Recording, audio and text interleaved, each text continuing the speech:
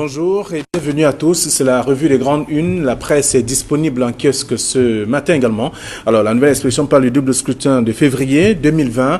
Le gouvernement rejette le report. C'est le grand titre du journal. Vous aurez à lire que René Emmanuel Sadi, le ministre de la Communication et porte-parole du gouvernement, a donc expliqué hier pourquoi les arguments avancés par l'opinion nationale et internationale ainsi que certains opposants camerounais pour justifier le report des municipales et législatives sont irrecevables. Le journal précise que les propositions du MRC sur la réforme du système électoral sont également aussi contenues dans le même dossier. Alors, vous aurez l'occasion de découvrir tout cela de la page 4 à la page 8. Le journal parle également du nord-ouest et sud-ouest, des dossiers constitués dans le maquis. Alors que le conseil électoral de l'ECAM s'apprête justement à publier les listes des candidats. C'est un secret total sur les lieux où encore les candidats des régions anglophones ont fait signer leur dossier ou les pièces. C'est en page 3. Voilà, autant de titres également à découvrir dans le journal La Nouvelle Expression de ce matin. Le Messager, pour sa part, parle de boycott des élections à Tangandi et Sadi font donc le procès des Kamto.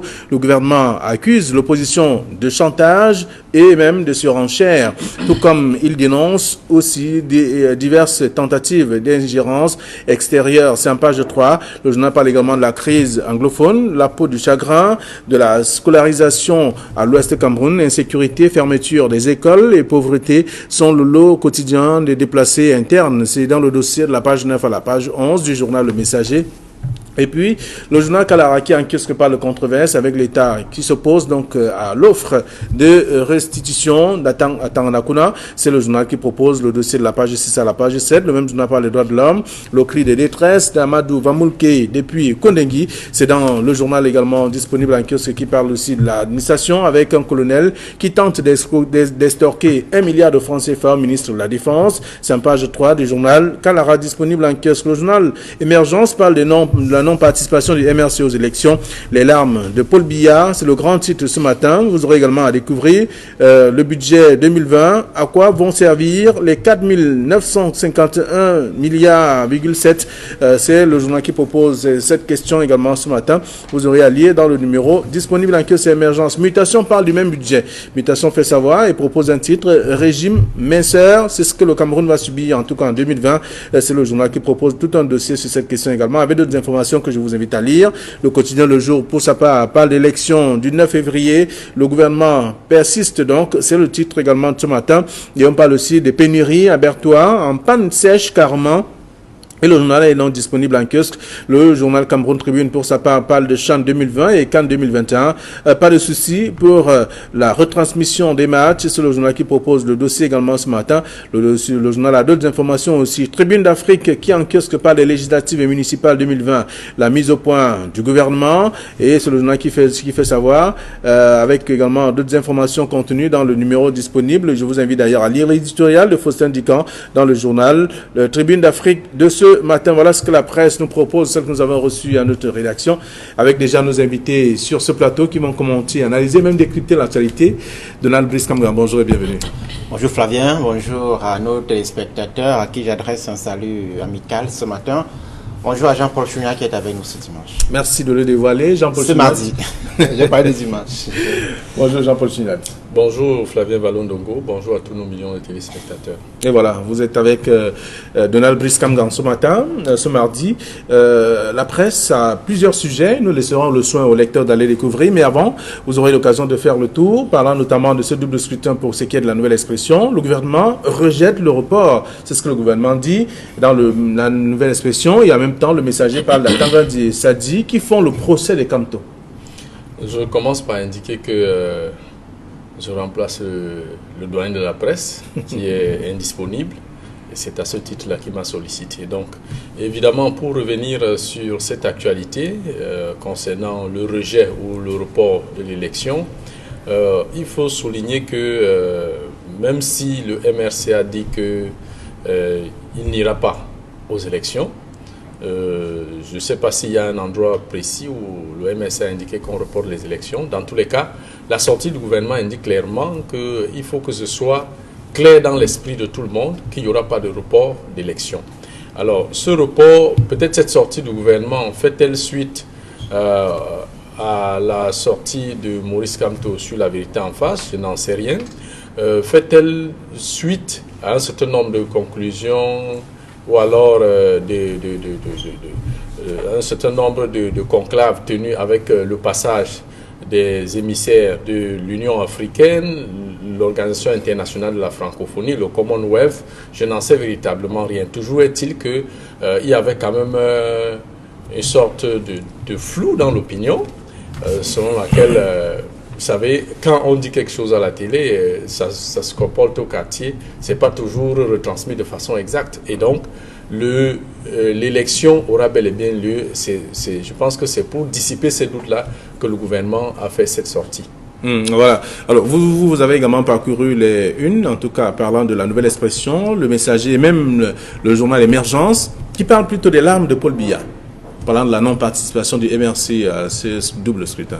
Oui, Émergence semble avoir parcouru comme nous la déclaration de presse qu'a fait hier le ministre de la Communication, une déclaration de 8 pages, dans laquelle René Manuel Sadi convoque le sens patriotique, la conscience républicaine des leaders des formations politiques, même si dans un premier temps elle indique que le chef de l'État, à son avis, est pris dans l'étau des dispositions légales, notamment en indiquant que les élections municipales ne peuvent plus être reportées après avoir été reportées 2 fois, que les élections législatives ont également été reportées. Il indique par la suite que les formations politiques doivent tenir compte de l'engouement et de l'enthousiasme, de l'engagement qui sont ressentis au sein de leurs appareils respectifs pour prendre part à ce scrutin. Je pense que la une d'émergence fait quelque peu rire, mais il me semble que c'est de façon transversale, c'est une lecture transversale et critique de cette sortie du ministre de la Communication, accompagné hier par le ministre de l'administration territoriale.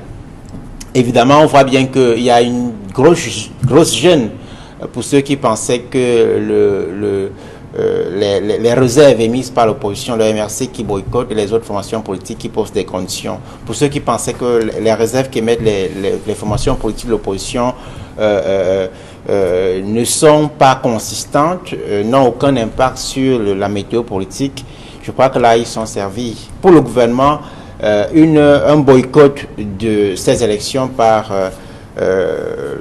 l'une des principales, sinon la principale force politique qu'incarne le MRC aujourd'hui serait l'absence d'une caution politique, morale importante à ces 2 scrutins qui sont annoncés, mais également afficherait le pouvoir de Yaoundé aux yeux de la communauté internationale comme étant un pouvoir dictatorial. Donc le gouvernement a beau jeu de dire qu'il faut à tout prix que les acteurs politiques de l'opposition à ces scrutins, en indiquant que la loi... C'est de son rôle, bien sûr. Oh, je ne sais pas si c'est de son rôle, mais... Et même de son droit. Mais de toutes les façons, on voit très bien que le gouvernement s'est mis dans une... D'abord sur le plan purement légal, il me semble que le ministre de la Communication, en indiquant que le chef de l'État n'a plus possibilité de renvoyer, il sait très bien que l'article 9 de la Constitution indique que le chef de l'État peut, dans le cadre de l'état d'exception, n'est-ce pas, prendre toutes les dispositions, toutes les mesures qu'il juge nécessaires pour la survie de la nation. C'est ce que la Constitution dit. Et donc, il peut, en décrétant l'état d'exception, dissoudre l'Assemblée nationale, dissoudre le gouvernement et toutes les institutions pour les refonder et reporter ces scrutins. Et donc, la Constitution donne tous les éléments au chef de l'État pour prendre les décisions qu'il souhaite prendre. C'est aussi peut-être cela l'un des avantages de l'État jacobinien, l'État hyper centralisé présidentialiste que nous avons souvent dénoncé. Oui, allez-y. Oui, la question en tout cas, je vous la posais concernant justement ces une, donc le Messager, la Nouvelle Expression aujourd'hui Émergence, qui parle des larmes de Paul Biya à travers notamment la sortie de ses membres du gouvernement, à la suite notamment de la non-participation du MRC au double scrutin. Oui, bon, ce sont des titres, hein, mais il faut préciser que le gouvernement est dans son rôle. Je l'ai dit, dissiper les doutes, parce que au sein au sein de l'électorat, on peut croire qu'effectivement, il n'y aura pas élection. Et je pense que de la même manière que celui qui avait convoqué le corps électoral, il lui revient d'indiquer que ce n'est qu'à lui et à lui qu'incombe le droit de dire que l'élection est reportée. Par contre, peut-être là où je ne peux pas être d'accord avec cette sortie, c'est que cette sortie, il faut le souligner, est faite par 2 membres du gouvernement, dont on ne peut pas nier le lien, je veux dire, le lien ombilical avec le RDPC. Vous savez que le ministre de la Communication a été secrétaire général du comité central du RDPC, donc patron administratif du parti, et le ministre Atangandi a été président de section dans la MESAM. Donc, on comprend un peu aussi, en fond, la gêne de ces membres du gouvernement, qui, il faut le préciser, sont militants du RDPC, à ce que le RDPC aille aux élections, peut-être sans le MRC. Alors, vous faites savoir qu'ils ont du mal à dissocier le rôle de militant et membre du gouvernement. C'est une évidence, c'est une évidence. Ils sont militants d'un parti politique, c'est une évidence. C'est pour ça que je dis qu'on peut comprendre aussi le fait qu'ils déplorent ou alors indiquent clairement que les populations ont soif d'aller à cette élection. Là, ils parlent en tant qu'homme politique et non plus en tant que membre du gouvernement. Donc, pour me résumer, je dis simplement que le gouvernement est dans son droit de dire qu'il n'y aura pas report d'élection pour rassurer la population et dissiper les doutes. De même que le MRC est dans son droit de dire que je n'irai pas à cette élection à ces élections parce que j'ai mes raisons. Bon, maintenant, on n'a pas aussi trop compris pourquoi il y a cette levée de bouclier contre un parti politique et son candidat, son président, qui dit « je ne vais pas à cette élection ». Donc on dit c'est la mort politique, c'est le suicide politique. Mais je me pose bien la question. Nous sommes à une compétition de 100 mètres ou de 1500 mètres où nous sommes peut-être 10 candidats. Et un candidat décide qu'il se retire de la course. Je me fais du souci pour ce candidat qui se retire de la course. Oui. Donc je dis simplement que même si le ministre de la Communication a indiqué que les difficultés, tous les candidats à ces élections l'ont eu, mais je dis encore que nous n'avons pas tous la même force de supporter certaines difficultés, même dans la vie, même si on le prend simplement. Ce que vous allez supporter, Flavien Malo-Ndogo, je ne suis pas sûr que je peux le supporter. Et la voie la plus simple pour moi, c'est de désister et d'abandonner. Donc je pense que... Alors, le ministre de l'administration territoriale a dit, s'il désiste, c'est de son droit. Normal qu'il décide, les autres partis iront quand même... Mais c'est ce que je suis en train de dire. Justement. Donc en principe, il ne devait même pas avoir débat. Mais peut-être dans le fond, on peut se dire, est-ce que dans les régions du nord-ouest, oui, le MRC a évoqué la guerre au nord-ouest et au sud-ouest. Est-ce que c'est un fait? Oui, c'est un fait. Est-ce qu'il y a dans toutes les localités du nord-ouest où il y avait eu vote en 2013, est-ce qu'il est possible qu'en 2019, qu'il y ait également vote dans ces localités? La réponse est non. Donc, je pense que même si on peut accuser le MRC de faire une sorte de récupération de la situation au nord-ouest et au sud-ouest. Mais c'est un fait, et le consensus sur le code... On parle également de surenchère en ce moment. Oui, ça ce sont des qualificatifs. Je préfère parler de qualificatifs. Parce que je ne me rappelle pas que le MRC a dit que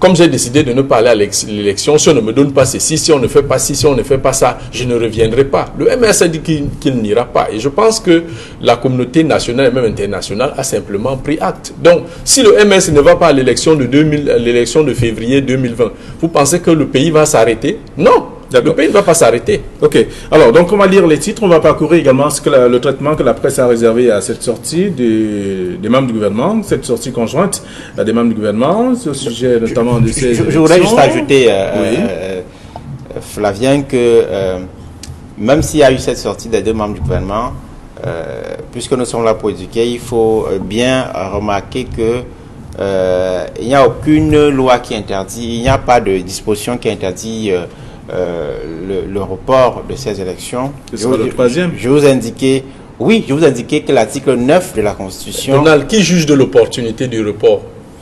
C'est le chef de l'État et la loi le dit. Donc, la loi le dit, mais lui juge de l'opportunité du report de l'élection. Donc, comme le chef de l'État estime qu'il n'y aura pas report, donc il a jugé qu'il n'y a pas nécessité à reporter l'élection, même si la loi autorise à le faire. Jusqu'ici, c'est pas prononcé, c'est très important de le dire. Et entre les membres du gouvernement sont sortis pour le dire. Voilà. C'est certainement. Il faut comprendre les membres du gouvernement. Le gouvernement est dans un piège assez compliqué, a laissé une crise qui aurait pu être décrispée depuis longtemps, perdurée, a créé notre crise, a contribué à créer notre crise post-électorale. Tout ce emballement est aujourd'hui en défaveur du gouvernement qui est très en difficulté.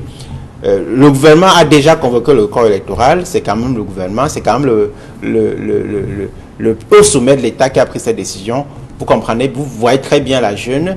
Est-ce qu'après avoir convoqué le corps électoral, il faut aujourd'hui décréter l'état d'exception et reporter ces deux échéances? C'est le dilemme auquel le gouvernement fait face. Et il faut très bien que les agents... C'est pour ça que j'ai dit que c'est le chef de l'État qui juge de l'opportunité. D'accord. Alors donc le traitement est réservé dans la presse ce matin. Le Messager qui parle de boycott des élections, Paul Atangandi et Sadi font le procès des Camto. C'est le grand titre du quotidien Le Messager. La nouvelle expression parle du double scrutin de février prochain.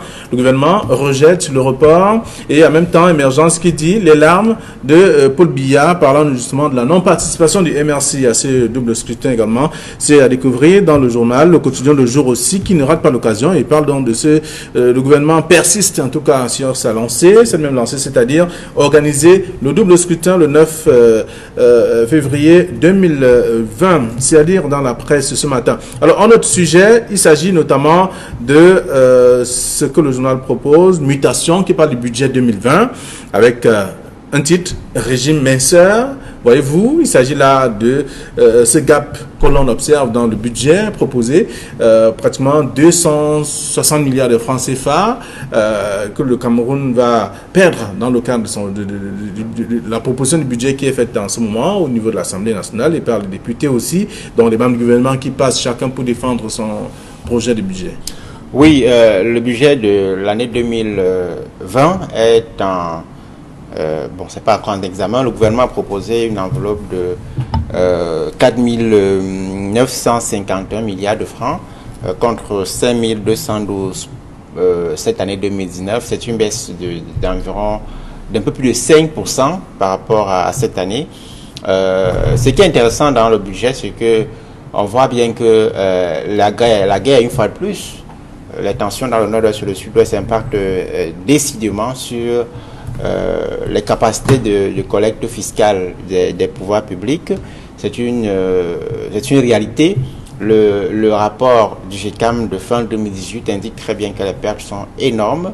Beaucoup d'entreprises ont fermé, dont l'État n'a plus la possibilité de rentrer dans un certain nombre de recettes fiscales dans ces deux régions. Il y a le Grand Nord, il y a l'extrême Nord, où la guerre contre Boko Haram se poursuit, même si on a l'impression que c'est une guerre oubliée, que la calmie est de retour. Mais on voit bien que cette difficulté sur le plan sécuritaire, cette tension sociopolitique menace les recettes de l'État.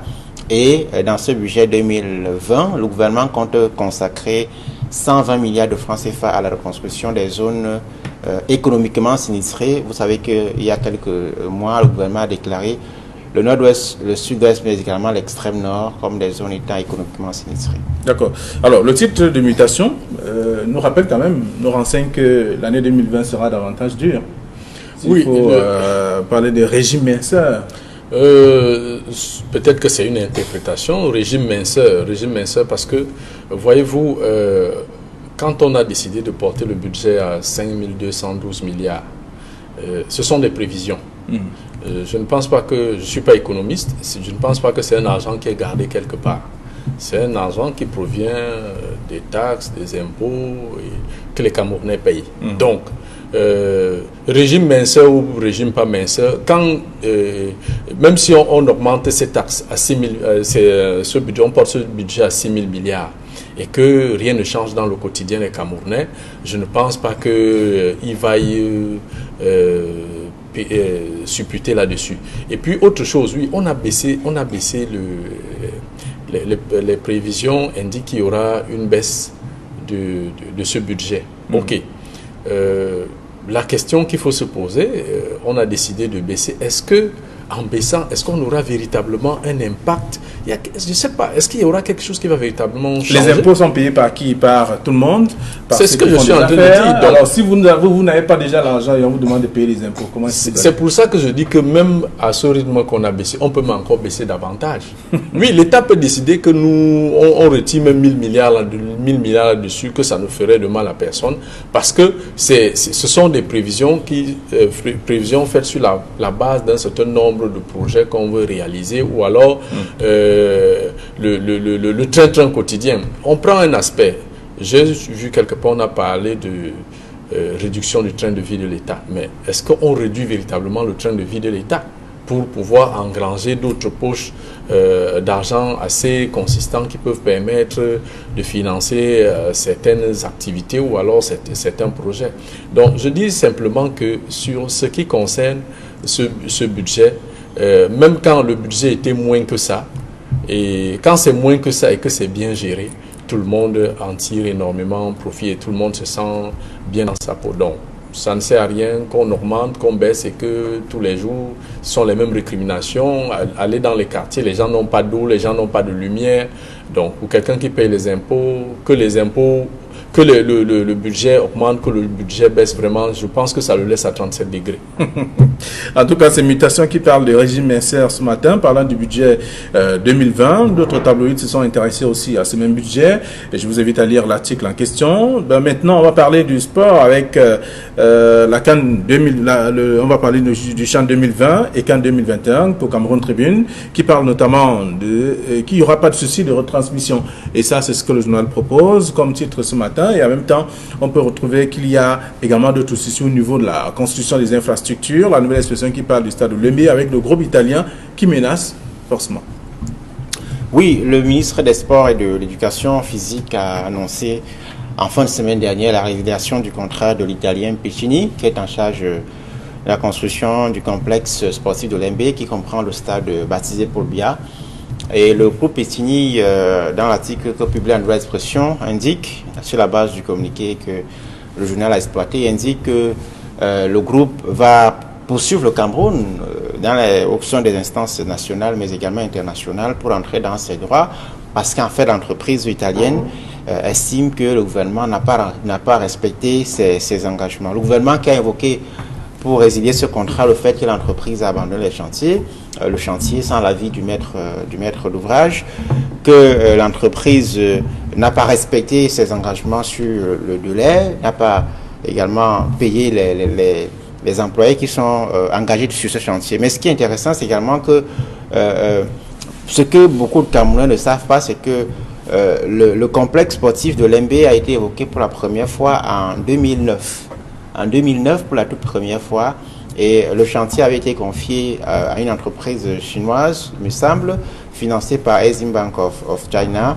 Et en 2015, le gouvernement était en désaccord avec cette entreprise, a passé le chantier à cette entreprise italienne, Piccini, qui était censée livrer le chantier en 2018 pour la CAN 2019. Alors, nous sommes en 2019, fin 2019, tout le monde sait que la CAN a été retirée au Cameroun, et nous parlons encore une fois de plus d'un problème avec le chantier de Lembe.